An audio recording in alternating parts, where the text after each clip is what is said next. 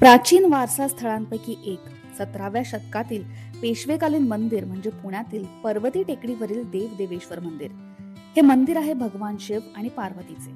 पर्वती टेकडीपासून पुण्याचं सुंदर दृश्य दिसतं.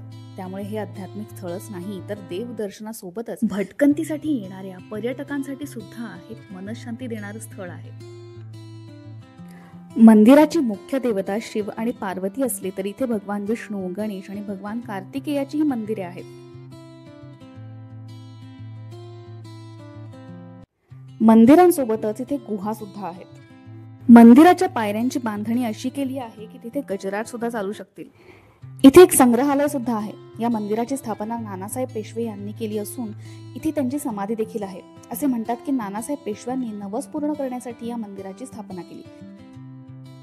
या वास्तूंमुळे मंदिराला सांस्कृतिक आणि ऐतिहासिक महत्त्व प्राप्त होते.